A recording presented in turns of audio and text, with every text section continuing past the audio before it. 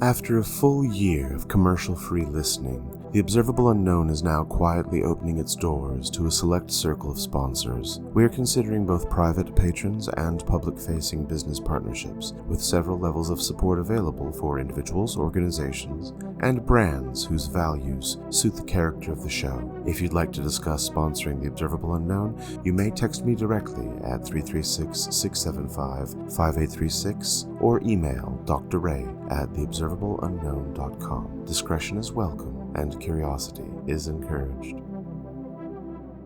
Welcome back to The Observable Unknown. Today's letter comes from Suzanne L. Suzanne writes, "Dear Dr. Ray, I don't know what else to do with my mother. She's very bitter, negative, critical, and insulting toward me and my husband, and she clearly prefers my sister's children to mine. I've tried to connect with her, especially since she became a widow, but every conversation returns to old grievances and ends badly. It feels as though we speak different languages. I keep trying to become the daughter she seems to want, but nothing works. You've discussed Eric Berne and games people play. Could his work help me understand what's happening? I don't think my mother has much time left, and I desperately want to repair the relationship. Sincerely, Suzanne L." Suzanne, your letter contains two competing fears. Contact with your mother keeps hurting you, yet losing her before anything changes feels unbearable. One part of you wants protection, another wants one final chance. That urgency can keep you entering the same conversation while hoping love, effort, or limited time will somehow change its structure. Usually, the structure wins. Eric Berne's transactional analysis may help because it focuses on what happens between people. Berne described three broad ego states. The parent carries absorbed judgment, rules, warning, and care. The child carries early fear, longing, rebellion, and adaptation. The adult responds to present reality. Your mother may speak from what Berne called the critical parent. She tells you that your questions, efforts, and loyalties remain inadequate. You then move into the adapted child. You explain, defend, try harder, and search for the answer that might finally earn approval. The subject changes, but the result doesn't. Your mother feels misunderstood. You feel that nothing you do will ever be enough. That recurring structure is what Berne called a game.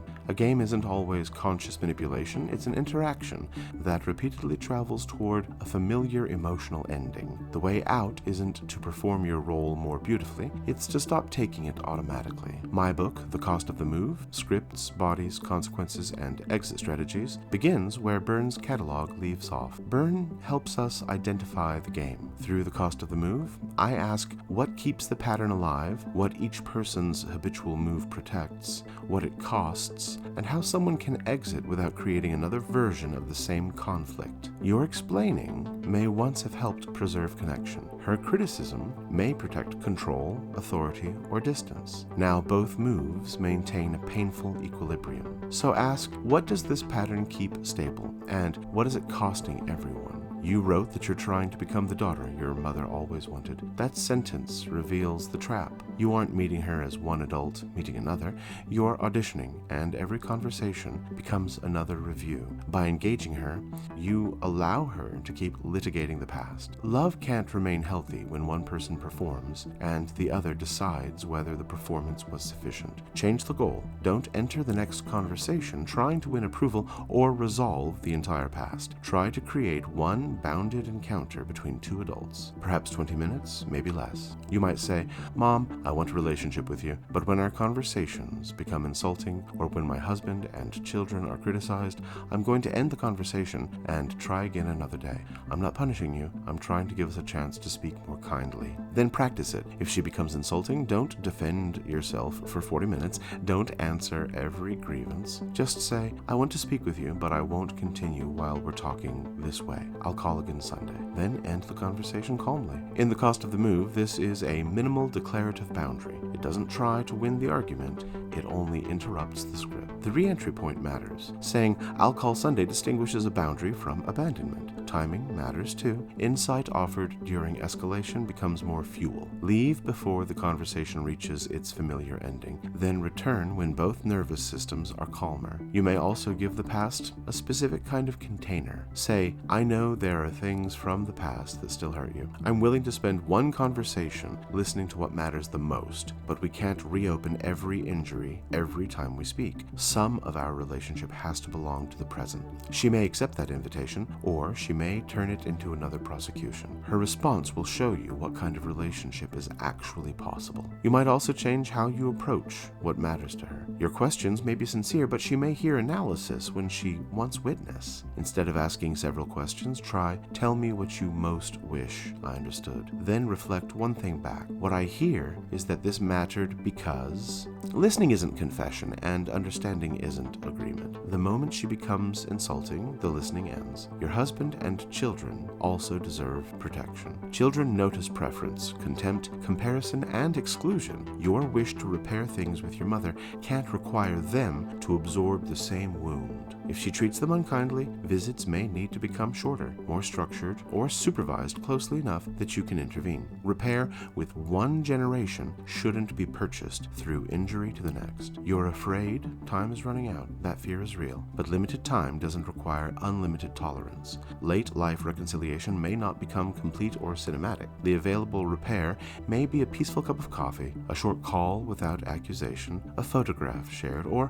one honest sentence. Something like, I know we've hurt each other, and I don't want the final chapter to contain only that. A small repair is still real. You could also invite her to one session with a family therapist, grief counselor, clergy member, or mediator. Say, I'm not asking someone to decide which of us is right. I want help having one conversation that doesn't become another wound. She may refuse. You can offer the bridge. You can't cross it from both directions. Suzanne, your mother may not be capable of meeting you in the form you've imagined. That doesn't mean no relationship is possible. It may mean the possible relationship requires shorter conversations, safer subjects, firmer boundaries, and fewer attempts to extract tenderness from someone who answers with criticism. That isn't surrender, it's proportion.